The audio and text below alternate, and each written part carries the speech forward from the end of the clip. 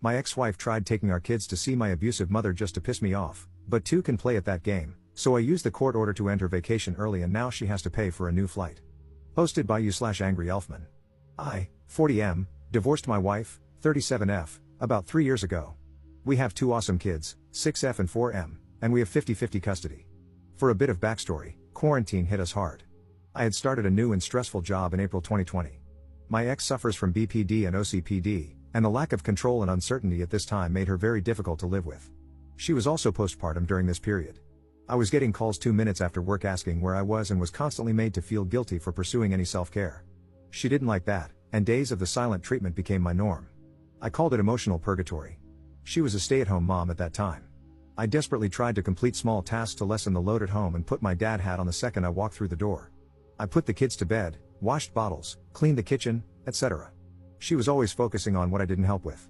I begged her to talk to a therapist and see if medication might be appropriate. I did convince her to come to marriage counseling, which we attempted for about 6 months. In those sessions, it became clear that my feelings weren't going to be heard or considered. I decided to just work on myself and my codependency. I began to work on my self-esteem, setting boundaries, and not questioning my reality and my feelings. The healthier I got, the worse she seemed to get, which might sound strange to some. The night it all came undone, I was watching a playoff game outside on the patio. It was a Tuesday night. I had told her in advance that the game was important to me. I got the kids down and began watching the game. She came outside and asked if I could help her pick up around the house. We had someone coming to help with cleaning on Friday, so she wanted to tidy up. I told her, I can't help tonight because I'm watching the game, but I could help tomorrow. She slammed the patio door, came back out while the game was in overtime, and unplugged the TV. I walked out of the house and finished the game on my phone. After that, she asked me to go to a hotel and locked me out of the house. When I asked to come back, she told me to get an apartment, which I did. A week later, she begged me to come back. I agreed, but under the advice of my therapist, I kept my apartment in case she changed her mind. Over the next month, she became obsessed with me breaking my lease. Eventually, I had a moment where I knew I was done trying. The divorce process was messy. She faked a pregnancy and tried to prevent me from getting 50-50 custody. The truth eventually came out, and she caved. At times, I considered fighting for full custody, but I know the kids love their mom, and it would have broken her. If you made it this far, thank you for your patience. On to the present issue. Our decree states that we alternate spring breaks. My ex took the kids out of state for the last 2 years. She asked me in February if she could take them again this year.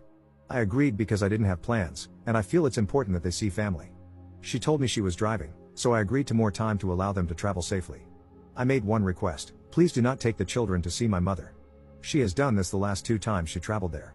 I don't talk to my mother because she stole $60,000 from my grandmother, among other things, and refused to even acknowledge her fault. I now care for my grandmother and moved her here. This morning, my daughter informed me that they are flying, not driving, and that my ex has planned a visit with my mother and the kids.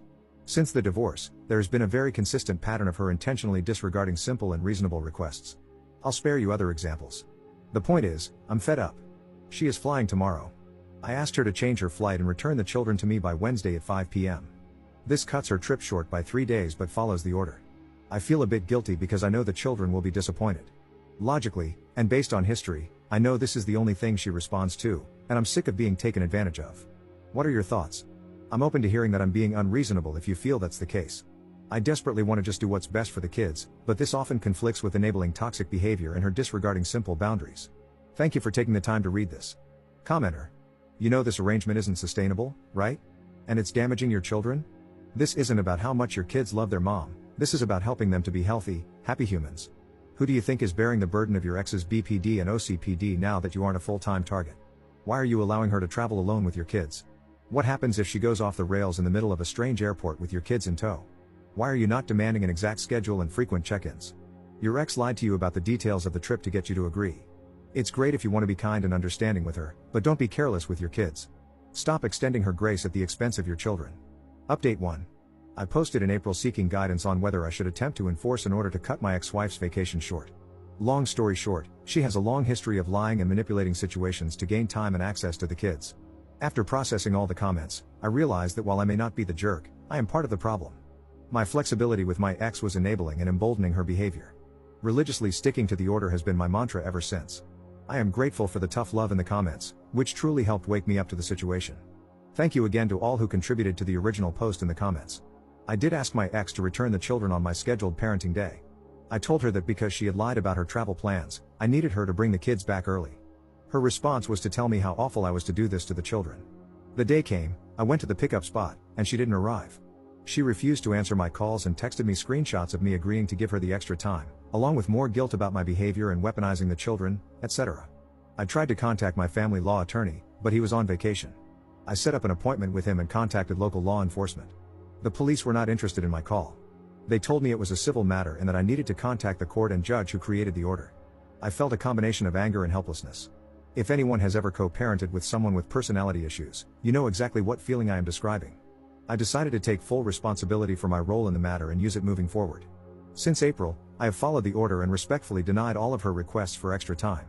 I have ignored the subsequent pushback and guilt tripping that inevitably comes when she doesn't get what she wants. I felt the need to update as a cautionary tale to others who are co-parenting or considering leaving a partner with personality disorders and high conflict behavior. This month, my ex informed me that she married someone from the military. I suspect she had an affair with this person during our marriage, but this is really irrelevant to this post. She emailed me, asking to relocate the children to a base literally across the country in a remote area where there are no direct flights and the travel time is over 10 hours. She has no family there, and the move would take the kids from everything they know. She proposed a plan to make me the summer parent. I respectfully shared my concerns and said that she could absolutely move, but that she would have to become the summer and holiday parent. 2 weeks later, she filed a motion to relocate with the court. She hired an expensive law firm and stated in her motion that she was a victim of domestic violence, and that I was uninterested and uninvolved with the children, and on several occasions, I have surrendered my parenting time. She has weaponized my flexibility and genuine efforts to co-parent. I won't waste your time defending myself and will say that she never brought any DV up at any previous hearing, there were never any charges or police reports, and she agreed to give me 50-50 parenting time. This, along with the timing of her new marriage and the motion, speaks volumes. At best, our relationship was unhealthy and mutually toxic. The reality is that I was being abused, which is the reason I filed for divorce in the first place. At times, I have felt so scared, angry, and helpless, more so than at any other time in my life, and I have been to combat. It's not that I believe she will be successful. Everyone I reach out to reassures me that this is a long shot. It's the mere possibility that I could lose the kids and that they would have to spend so much more time with someone who is so emotionally damaging. It's been a challenge to stay grounded. I am having nightmares and difficulty falling and staying asleep due to the anxiety. There is something so gut-wrenchingly cruel about having someone who abused you accuse you of being the abuser. I am preparing in all the ways legally, physically, and emotionally to fight for my children. I have a very strong case and will show the judge how loved and cared for the children are at Dad's house. I will let my attorney communicate the issues with her behavior and subtly let the judge know who they are truly dealing with.